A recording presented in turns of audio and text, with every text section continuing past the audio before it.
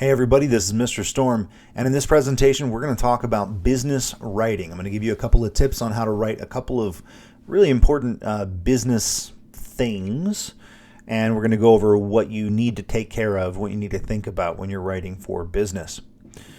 So here are some tips to get you started. One, ask yourself, what do I need to say? You want to get right to the point, right?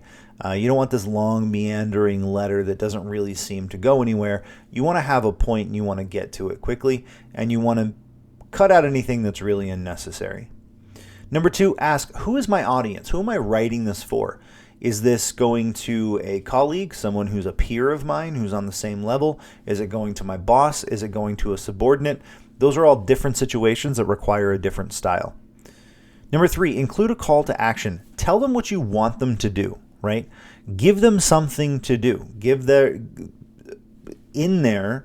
Tell them, hey, I need you to do this, or could you please, whatever. There's a point to your letter. Now there needs to be something that they need to do on their end, right? So just directly ask for it. Don't beat around the bush. Don't assume they're going to pick it up from the context clues. Tell them exactly what you want. And get to the point quickly, right? Get right to the point.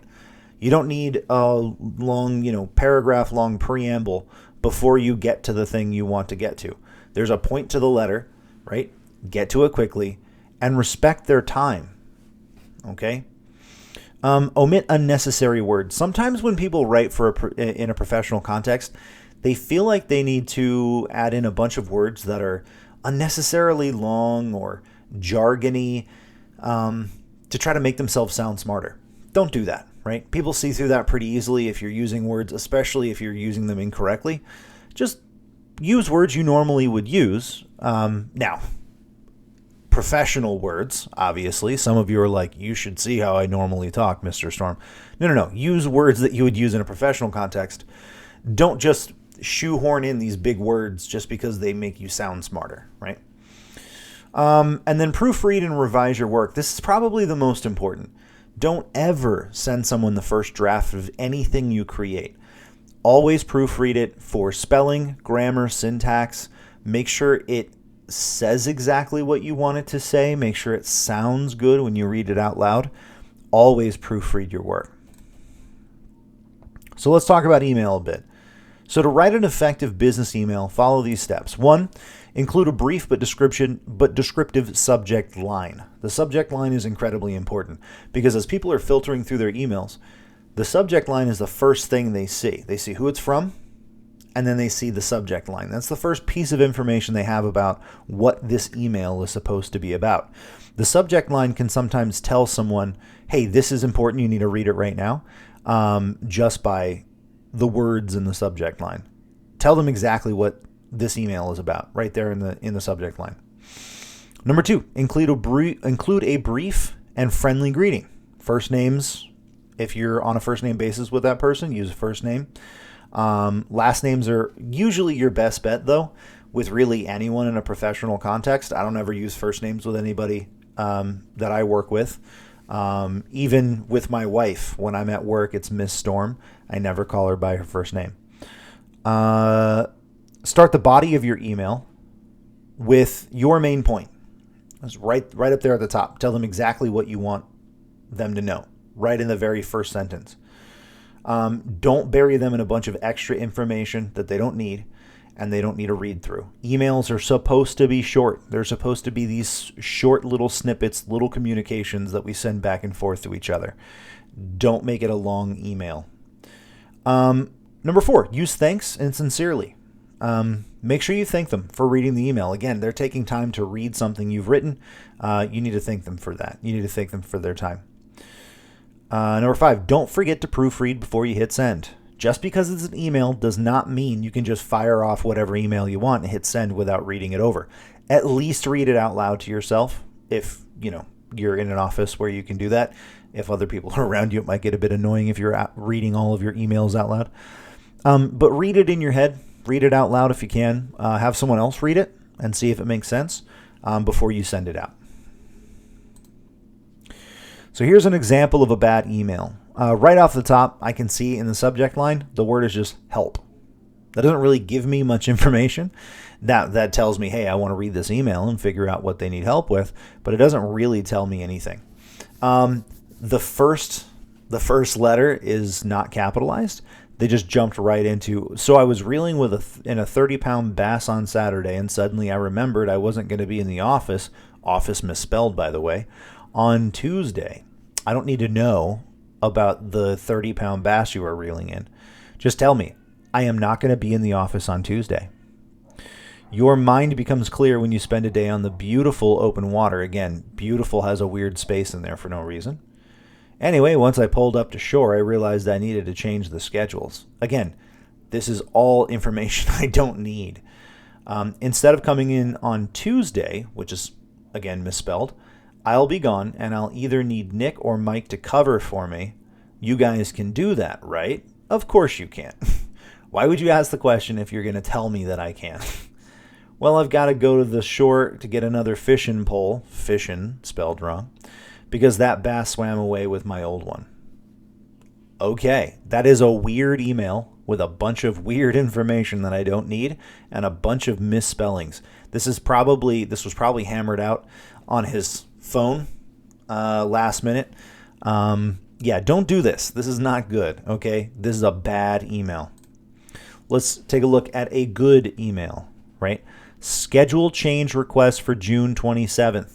That's a fantastic subject line. It says exactly what we're looking at, and it gives the date, right? Instead of just saying Tuesday, because I may be looking at this a week later, a week earlier, or whatever, it gives me the actual date. That's important information. Good afternoon, everyone. We're starting off with a greeting. I need to be out of the office on Tuesday. Right to the point, getting right to the information that I need you to know, right?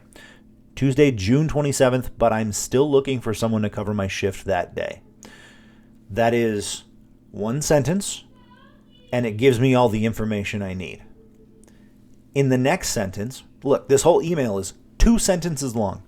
If you're interested in swapping shifts with me, please give me a call or email me back and we'll work something out. That's great. It sounds professional. It gives me all the information I need. It doesn't get into a bunch of unnecessary detail about your fishing trip. This is perfect, right? This is what a good email should look like. All right, let's talk about a business memo.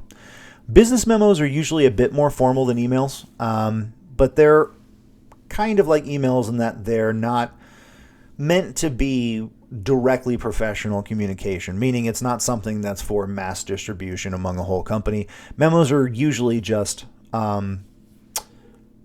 this is a change in policy or whatever. I'm making something for record.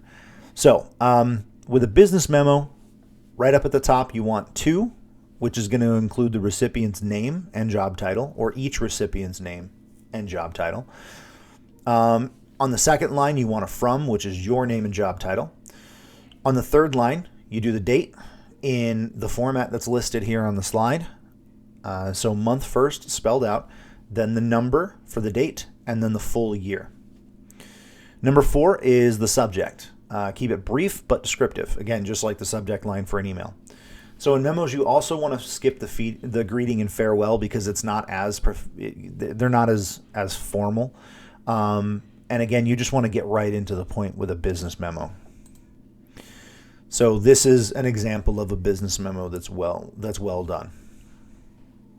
Just a very quick explanation about a new policy, putting it right out there, right? All right, let's talk about business letters because you are going to write one of these this week. So this is an important part to pay attention to. So business letters follow a very precise format. You have to follow the format exactly. So there are many different sections to a business letter. The first section is the opening. This includes your mailing address, the full date, the recipient's name, the company, and address. So your recipient's name, company, and address. You want to skip one line between your address, the date, and your recipient's information. And we're going to see what this looks like in a second. Number 2 is the salutation. You are going to address the recipient using Dear whatever their title and last name is. Dear Mr. Smith, Dear Mrs. Jones, right? Add a colon at the end of the salutation, right? Remember, the colon is the dot, dot. One dot on top of another dot. The third section is the body. In the first paragraph, you're going to introduce yourself and get to the main point of your letter right away. The following paragraphs should go into details about your main point, but if somebody just reads the first couple sentences of your letter, they should know most of the information they need. Everything else is just detail to give them. I believe that was my daughter who just burped. That was loud. Sorry. I don't know if you guys heard that or not, but that was a monster. Woo. Okay, anyway. The final paragraph should restate the letter's purpose. So think about your main point of the letter. That should go at the top of in the top paragraph, the first paragraph, and then you should also put it in the last paragraph. And you also want your call to action in the last paragraph as well, as close to the end as possible. Really, you want to leave them with a sense of what they should do with this information. Then you have your closing. You can close with sincerely. You can use cordially, best regards, whatever feels better for that situation. And you want a comma after sincerely, cordially, or best regards. Then number 5, you want a signature. You're going to skip 4 lines. 1, 2, 3, 4 lines after the closing, and you're going to type your name. The reason why you want to skip 4 lines is because when you print this off, you need a big space for your signature, right? You're going to write your signature in between the sincerely and your typed name. So you're going to type your job title, company name, or your name and then job title and company name. When you sign, you will only use black or blue ink. Black preferably. Blue's fine, but black is really what you want to use. And then you have enclosures. So enclosures go at the bottom of the document, and they basically say, hey, this is a document I'm including. So if you have a document that's supporting the information in your letter, then you would attach that, and then at the bottom you'd say, attached document 1, attached document 2, that kind of thing. Let them know that there should be attachments on the letter, because if they fell off on the way, if the mail guy, loses it or whatever, they need to know that there was supposed to be information there. The entire letter is formatted in block style. Means left justification. I'm kind of my left and right are backward here, but left justification, and then single spaced, double spaced between paragraphs. So single space between the regular lines, double space between paragraphs, and the right edge of the paragraph should be relatively flat or flush as well. So here's an example of what I'm talking about here. So your left edge here is absolutely flush. The right edge over here doesn't have too many crazy things going on. Notice that everything is really nicely formatted. It looks great. There's enough space for a signature here. So let's go to the top. Your address is up there. Then skip a space. Then the date. And skip a space. Their information. Skip a space. Dear Miss Clark, whoever you're referring to. Then you have the colon. Skip a space. First paragraph. Hope you're doing well. I'm Miranda Lawson, Director of Marketing at Mass Airlines, and I wanted to share some marketing ideas with you that could benefit both of our companies. Now, some of you are thinking, hey, Mr. Storm, in my English class, they told me sentences or paragraphs should be 4 or 5 sentences long, but this paragraph is only 2. Yeah, remember, we're being as succinct as possible, all right? We just need to get to the point, right? This hope you're doing well, that's not even really a sentence. I mean, it is, but this, just because even though there's just 2 lines here in this first paragraph, it's a paragraph because the next thing that we want to talk about, basically the next piece of information in the context of the letter, is something completely different than what we have in the first. The first one is, hope you're doing well. This is who I am. This is what we're doing, right? And then you give them the information. Whenever our flight crews fly into Seattle area, blah, blah, blah, blah, blah, yada, yada, yada.